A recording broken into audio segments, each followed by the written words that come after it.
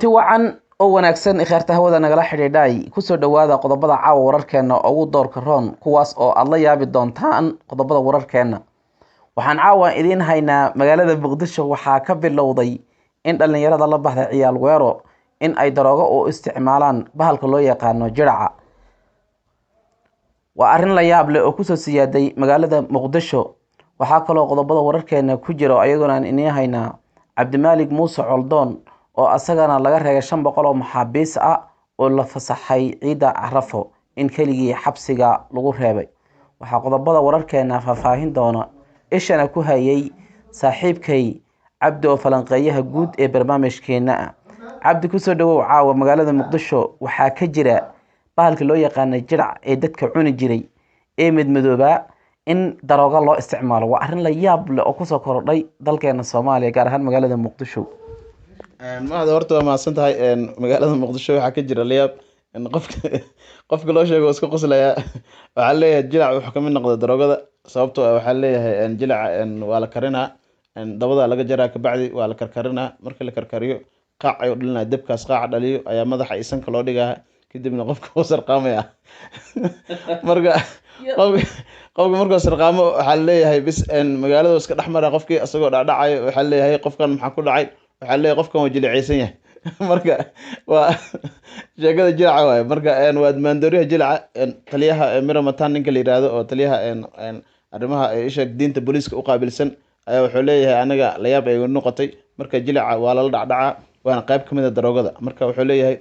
marka hore waa la karkarinaa ka bacdina sanka iyo loo dhigaa marka bacdi qofkan waxa uu sarqaamo marka uu sarqaamo ka bacdi uu dhacaya mahado marka uu dhaco waxaa leeyahay magaalada marka dhalinyarada arkaan oo qofkaan oo dhacay waxaa leeyahay qofkan waa jilicaysan yahay ka soco marka waa wax la yaab leh oo magaalada Muqdisho ka soo kordhay. Waa arrin la yaab leh waxaan arki jirnay darooga la abuuray oo la dhihi jiray Taliban iyo wadamo kale laga keenay oo abuurta oo dadku ay cunaan darooga oo qof uu daroogaysan la dhaho laakiin jirici aan aqaanay oo baadiyaha qulquli jiray oo godka geli jiray yar yar ka hay madmadooba hadii la dhahay waa darooga oo dadku ay isticmaalayaan waa dhibaato kale Cabdi waxa isweydiin leh si lagu ogaado inay jiracan ay darooga ku jirto. والله هرت dhalinyarada imtixaan waay ayaga barobeen laakiin isheeg maxaa leeyahay xataa waxyaabo kale far badan jiro in jilacan inuu daroogo yahay dadka ayaga isheeg dhalinyarada ciyaal suuqin waay ayaga isku dayeen oo soo ogaadeen ka bacdi jilaca qiiciisa ayaa waxaa leeyahay waa daroogo waay waa lagu sarqaamaa marka qofka hadoo magaalada iska maraso dhacay la arkay waxaa leeyahay qofkan waa jilicaysan yahay ka leexda micnaha waa sarqaansan yahay u dhigantaa marka waa wax la yaab leh oo magaalada Muqdisho kusoo kordhay waxaa kaloo kamid ah ayadana la sheegaya in la jiro kiniinyaal la isku daro laba kiniin la isku dara marka la isku daro silinga lagu jiidaa qofka lagu duraaba oo hadana ayadana waa daroogo kale qofka waa nooc kale laba kiniin la isku daraa ayaga garanay marka ay isku daraan ka bacdi silingada lagu jiidaa sida daawada caadiga qofka loogu durayo la xididada iyo maqan meel loogu durayo dabada moogi waa la isku daro ayadana waa sarqaan kale waa magacooda ma la sheegay marka magaca ay leeyihiin ma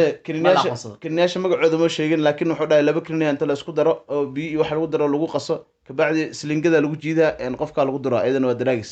marka waxyaabo fara badan oo isheeg drugska ka mid ah ayaa Soomaaliya ku soo batay wadamo fara badan oo Afrika midan waxa lagu sheegi jiray marka tan waa noocyo cusub iyo drugs cusub iyo howlo cusub waa maado waa wax aan wali aan magaalada Muqdisho ka maqlin marka jilaca lagu sarqaama wali waxa maqalna ma aha kiniinyaal waliba caadi la isku duraan waxa maqalna ma aha marka ciyaal weerarada iyo dadkan waxaan ciyaal suuqinta magaalada dhex wareegaya ee waxaas keenay marka wax la yaabo mahado. Okay Cabdi jiraca ma la qabtay oo ma dhaqaatiirta intay qaadayba baaritaan rasmi lagu sameeyay oo waxa la soo ogaaday in uu daroogo yahay misana waxa laga arkay ilmaha qaybta la qabtay baa ka waramay in geedka la isticmaalo uu daroogo uu yahay ayagaas warbixintoodii baa la qaatay si loo ogaado aad iyo aad ayaga la qabtay marka la qabtay qayb kamid ah ayagoo jilci karsanaa loo tagay marka jilcan iyo waxaan akrinaysin iyo waxaan dabka idin saaran iyo waxaan maxaa qayb kamid ah ayagoo jilciysana loo tago oo dhacay marka saldhiga la geeyay macal jilci macal isha wixii ay karinay digsidii wixii waa la isla qaaday marka saldhiga la geeyay waa la wareystay dhalinyarada ku caadiga maskaxdooda joogta la wareystay waxay dhahan jilca waa caadi waa wax sarqaanka kamid ah saas ayaa loo isticmaalaa ciidamada ay u gudbiyeen marka dad fara badan ay sheeg hadda la sheegay oo waxyaabo kala daraagis kala fara badan jiro dhahay laakiin waxaan soo bandhigi doonaa dhahay shacabka Soomaaliyeed qaabka ay sheeg dadkan ay u sameeyaan iyo daraagis kala fara badan iyo qaabka maandooriyaha loo isticmaalo waxyaabo fara badan aan soo bandhigi doonaa leeyahay ninkii raamado. Okay waa arrin la yaab leh oo kusoo siyaaday dalkeena Soomaaliya in hadda daroogo loo adeegsanayo bahalla nool kuwaasoo dadku ay u yaqaanaan geedka la yiraahdo jirac jirac anigu waxaan ku aqoon jiray waaga anaga yaraantaanada baadiyaha aan joogi jirnay inuu isdaba qulqulo godad yar yarana uu galo saasaan jirac aqoon jirnay wuuna xanuun kulul yahay haddii uu ku qaniino laakiinse ma lahayn caawa jirac baa intii daroogo loo isticmaalo in ay dadku ay isticmaalahayaan waa arrin la yaab leh arrintaas dhalinyarada soomaaliyeed iyo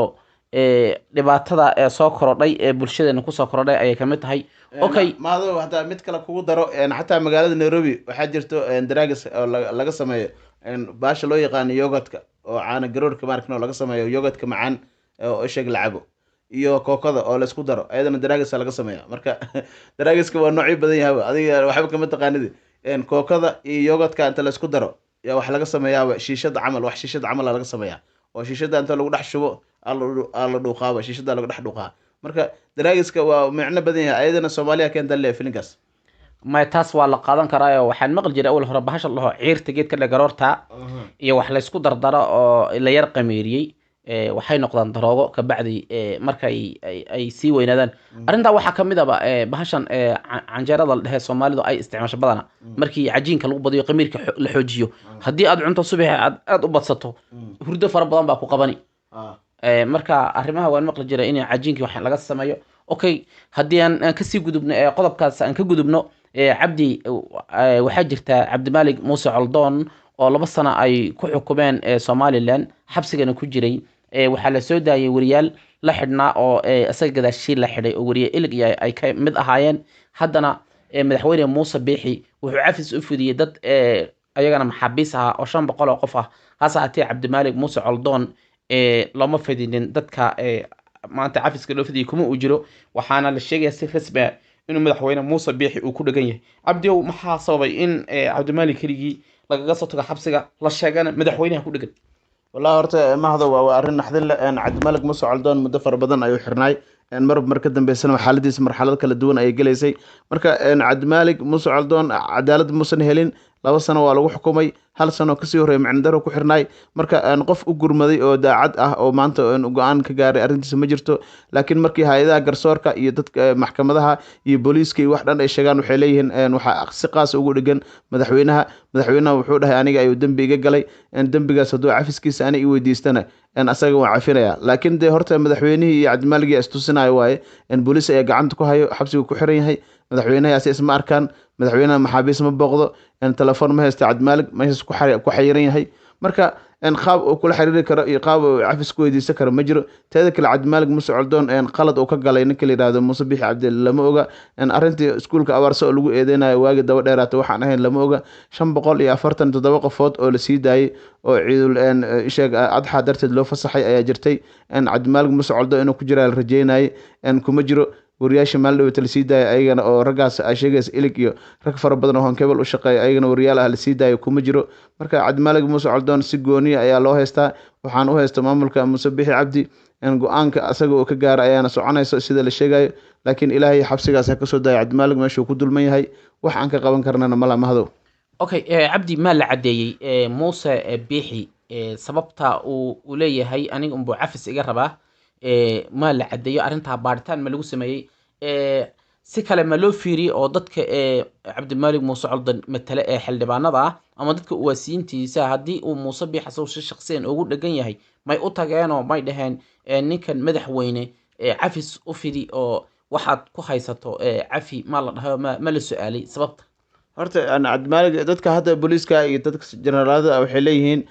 arrintaas waa hor dhignay madaxweynaha wuxuuna dhahay aniga arrintaas ana ii taala si qaasan ana ninkaas ku haysanaa dambigana ana iga galay marka hadduu anigii hor yimaado oo ogolaado inuu hor yimaado oo dambiga cafis weydiisto waan cafinaa laakiin de waxa oo sheeg toos oo hadda labadooda ka dhaxeeya lama yaqaan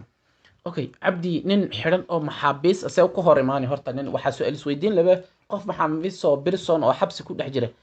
nin madaxweyne horta ma hortagi karo amaan cabdi si kale amaan dhihi karnaa Muuse Biixi amaan dhihi karnaaba Cabdimaalik Muuse Coldoon madaxiisa nimanka gaalada ahayd uu Cabdimaalik Muuse Coldoon iskuulka abaarka wax ka dhigaya macallimiintaha uu wax ka sheegay ama lacagba ku bixiyeen ama dhihi karnaaba inuu u gadan yahay Cabdimaalik Muuse Coldoon Muuse Biixi u gadan yahay oo lacag uu ku qaatay saas darteed ilaa lacagtaas waqtiga lagu ballamay inay dhamaato ma laba soo deyn karo ama gataan dhihi karnaaba qandaraas ku qaatay والله horta wax walba dhici kar mahdo Coldoonna nin oo maanta cadaalad haysta ma aha 3 sano oo micno daro isaga xiran yahay waxbuu sheegay qofka hadduu wax sheegana ganax yaroo kooban iyo waxyaabahaas lagu sheegi karaa ama waxaa la dhihi karaa waxaas ka waanto banaanka ka mar. laakiin dee 3 sano qof micno daro u xiran, caruurtiisa reerkiisa 3 sano aan arkin, qof u hadlaya jirin, xaquuqdiisa meel cidla ku dhimatay, marka madaxweynaha is arki karin, qaab loo cafiyey iyo qaab loo sii daayo ma jiro. ugu yaraan 1,000 maxaabiis ayaa labada ciidood la cafiyey, 1,000 maxaabiisna Cabdimaalig kuma jiro. marka arrin aad u murugo u leh waaye. waxaan dhihi karnaa inaan u duceyno maanta maadaama ay tahay ciidul fitriga ee ciidul adxa ay tahay beri. waxaan ka codsanaynaa inuu iska soo daayo Muuse Bixi Cabdi, xaqiisana ilaahay ha soo daahiriyo mahadow. okay, barnaamijkeenii halkaa ayuu ku egyahay oo caawa aan ku falanqaynay arrimaha magaalada muqdisho kasoo kordhay oo la yaab leh in jirac darooga loo isticmaalo, iyo Cabdimaalig Muuse Coldoon oo asagana la sheegay inuu Muuse Bixi si gooni uu ugu dhagan yahay. kheyrteena hawada nagala socotay meel kastoo aad joogtaan, saas iyo kulanti dambe oo wacan oo wanaagsan.